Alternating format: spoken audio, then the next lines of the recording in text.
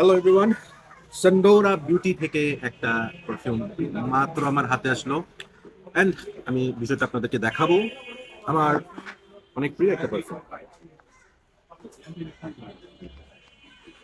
From the house of লোই।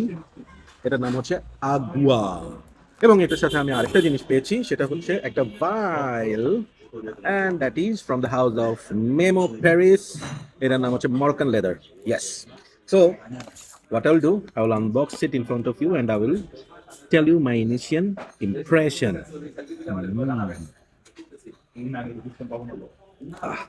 Okay, so এটা এমন না যে আমি ফার্স্ট টাইম ইউজ করতেছি, এটা আমার খুবই ফেভারিট একটা পারফিউম। আমি এটা অলরেডি একটা নিয়েছি, বাট সেই জিনিসটা আমার কাছে নাই। সামবাডি এটা আমার কাছ থেকে নিয়ে গেছে।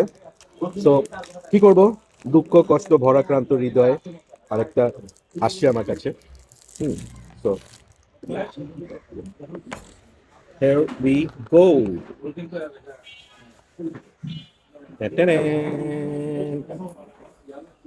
আহ,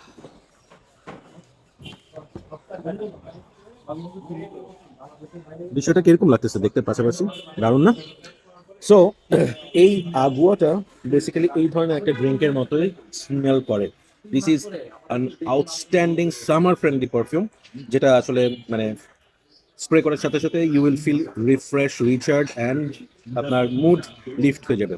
so let's try it out.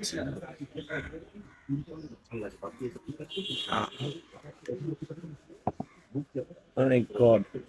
প্রথমে you will get a something like cucumber একটা ফিল থাকবে and with lot of citrus, pear note, citrus note. অনেকে এটাতে স্পাইসি একটা ফ্লেভার পায়, at the opening আমিও পাচ্ছি। So it's kind of blend of citrus, very fresh citrus, green and at the same time spicy. Very very refreshing একটা opening. So definitely it is worth having in your shelf. Initial আমি বলবো না, কারণ হচ্ছে এটা আমি আগেও use করছি, বাট এখন আমি এই উইন্টারে ঠান্ডার মধ্যে স্প্রে করে আমার যে ফিলটা হয়েছে যে এটা এই উইন্টারে যে কোনো একটা গরমন পারফিউমের সাথে আপনি যদি এটা লেয়ার করেন, একটা রিফ্রেশিং একটা ফিল ওই গরমন্ডি পারফিউমের সাথে আপনি পাবেন। সো ডেফিনেটলি আমি এটার একটা ফুল রিভিউ করব, but as of now I am going to give this a solid 8 out of 10. So thank you so much for watching. Stay tuned to have the full review. Bye bye.